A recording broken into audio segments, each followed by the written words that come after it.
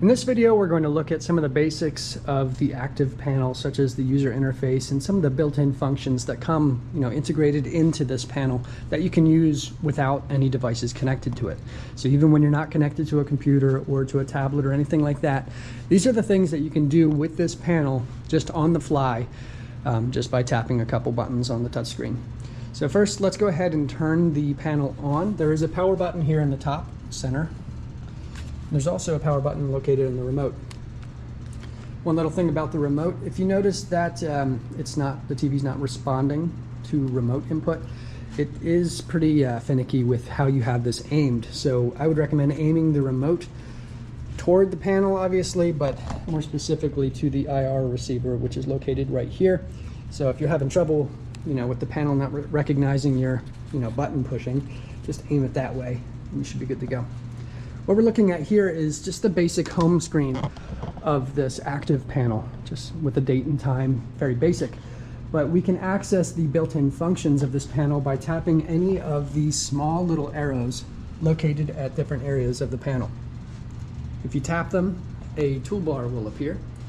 The tools that show up are exactly the same regardless of which one you tap. You can also open up that toolbar by clicking the little flame icon on the remote.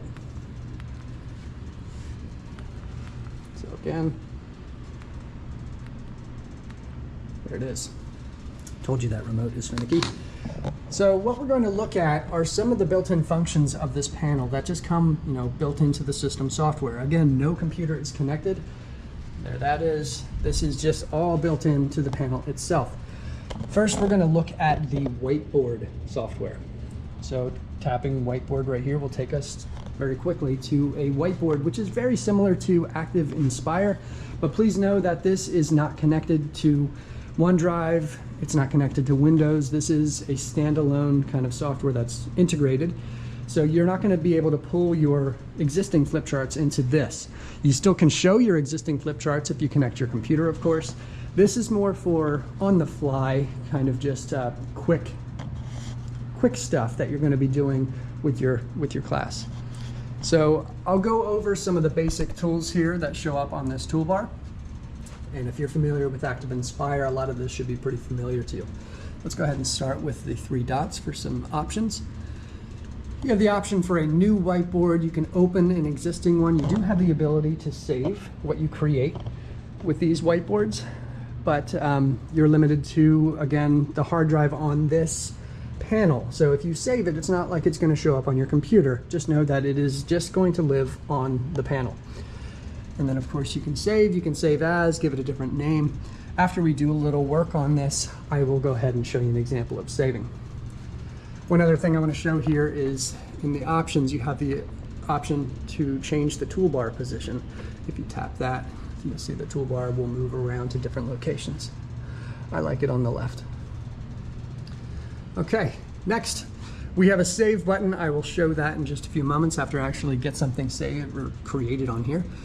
Next down we have the dual user tool. So if you tap that, you'll notice that a dotted line will appear in the very center of the screen. And now you have two toolbars, which is kind of nice. It's the only way that I've found to have the toolbar at the bottom of the screen. Changing the toolbar position, like I just did a minute ago, moved it from left to right. There was no option to put it at the bottom for single user mode, which could be a little bit difficult for shorter students. So if you have shorter students and a board that sits a little higher, I would recommend using dual user mode as you get the toolbar, some basic toolbar functions on the bottom, where it will be easier for shorter students to reach. Now from here, of course, you just have students come up, they use their fingers, or of course they can use the stylus, and two users can draw at the same time, and each have their own separate set of tools, which is nice. And then to turn the dual user off, just go ahead and tap that. Okay, and keep moving down this list here. Next we have the template button. I think that's what these are. Go ahead and tap that. You have some screen templates for some different kinds of things, whether it's math, grids, handwriting templates, and then you have a couple different options for colors. So let's go ahead and open up a grid. You'll see that puts a grid on my entire whiteboard. And if I tap that template button again, I still have that selected. If you select the colors, you'll see the grid will change colors. Makes it a little bit easier to see, or easier on the eyes, whatever you want. And then of course we have the color for the background. So right now it's that manila kind of color. So if we go with blue, here we go. A blue grid with red, well, a blue background with red grid on it. And of course you have some different options here.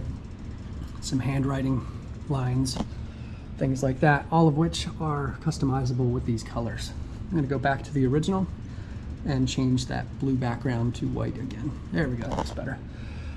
All right, next we have the image icon right here. If you tap that, it's asking you to insert an image. Now, I like this one because it has a lot more, what basically were like some templates from before, but a little bit more. And you'll see that lots of math stuff here, and this is scrollable. So if you scroll here, you can go access a couple more.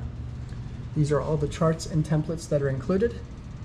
And if you find one that you like, let's say we're going to take the Fryer model, tap one, and it throws it directly onto your whiteboard page. But then of course you can draw on it and even move it around if you have the next tool selected, which is the cursor. So the cursor tool is how you move objects in annotations. So I'm going to draw something here quick. There's a circle. And if I go back to the cursor tool, I can now move this circle around. The only way I'm able to move it is if I have that cursor tool selected. Again, like ActiveInspire.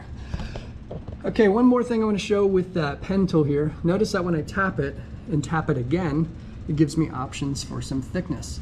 So how thick the ink will be, and of course you can change the color.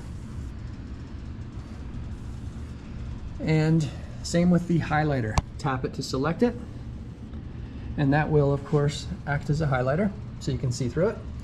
Tap it again to change the thickness. And of course you can change the color of the highlighter as well. And just like the ink, you can also move the annotations that are highlighted. Okay, there is an undo button down at the bottom. I'll go ahead and show that. That puts my object back.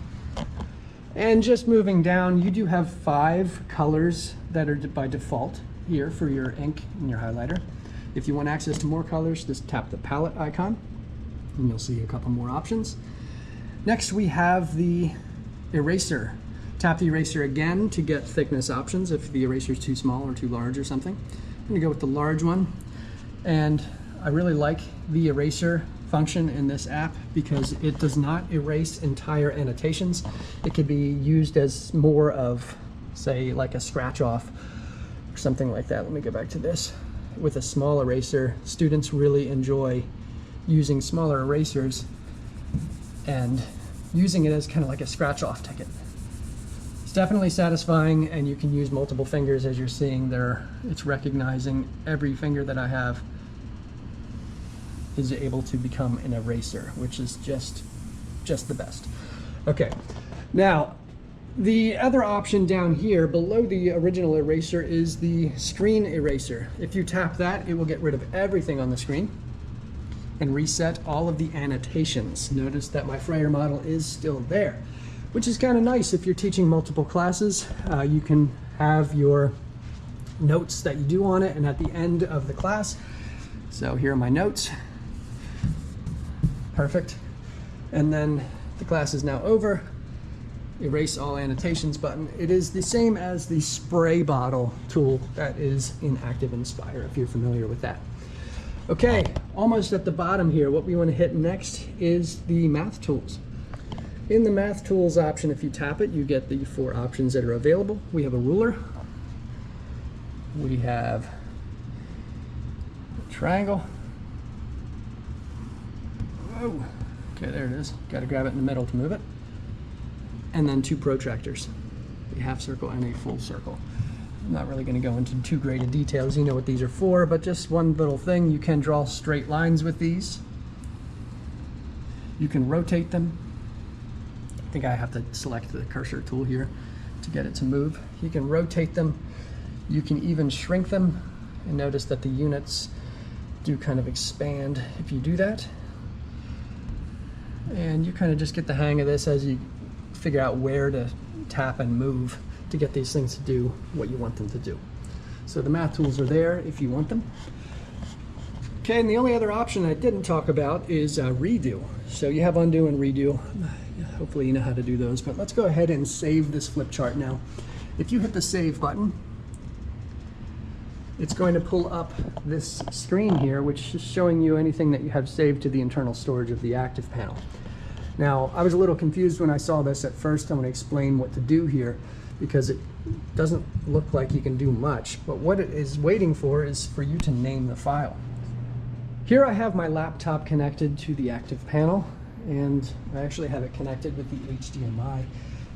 Just one thing I wanted to mention, no matter how you are connected, whether it is wirelessly or with a wire, you have access to annotation options, so you can draw on top of whatever it is, even if it's somewhere that wouldn't typically be able to have that feature, such as your Windows desktop or a website or something like that. To access the on-screen annotation from the panel, hit any of the little arrows to bring up that built-in toolbar. Whoops, I hit capture, close. And then choose the annotate option that appears there. It looks just like this. You'll get a small toolbar that you can move around. And notice that this is not being projected on my computer. This is an overlay that allows you to draw on top of the source that's coming to the panel. You have access to the pen tool and the highlighter tool, and then of course color and some eraser options. So if I tap, let's go with blue pen, you have thickness. Notice that you have the option to do a different color. Annotate directly on top of whatever it is that's being projected.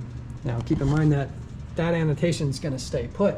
If I would open up a website or something, that drawing would still be there. And then let's go ahead and this is clear all annotations. We have the eraser. Again, just a little shout out to this idea. I really like it. If there's something on a website or something and you wanted to do a quick on-the-fly activity, all you need to do is select a large pen width, cover it up, and then have students use the eraser tool at whatever width they want, and you have that scratch off game that you can use at any point of whatever it is that you're displaying using this annotation kind of overlay. The little eyeball tool, if you tap that, it's going to remove all annotations from visibility, which is kind of nice if you don't want them to delete, but you just want them to temporarily go away. To get a better idea, let's draw all over this thing. And you can hit the eyeball tool, turns off annotations temporarily, and you can of course turn them back on with the tap of that little icon. And of course you've got undo and redo as usual. Closing out of the screen annotation overlay will automatically close those annotations. And just to see if it saves your annotations, let's go ahead and open that back up. It does not. So annotations are just a quick on-the-fly tool that can help you, get students engaged in whatever content that you have. Just keep in mind that it doesn't save. It is just that quick on-the-fly little tool. Just something to keep in mind if you're using any of the built-in screen annotation features, such as this one right here, while your device is connected, and say you're annotating over whatever it might be. Something to keep in mind is that these annotations are only going to be visible on this panel. Notice that it is not displaying on the laptop. So if you have any students connected remotely through Teams or Zoom or something like that, they're not going to see that on their end. If you want to have them viewing whatever annotations, I would recommend using something like ActiveInspire or something coming directly from your computer. So that way, whatever you do will be transmitted across Teams rather than just living specifically on the panel for your students who are in your class to see.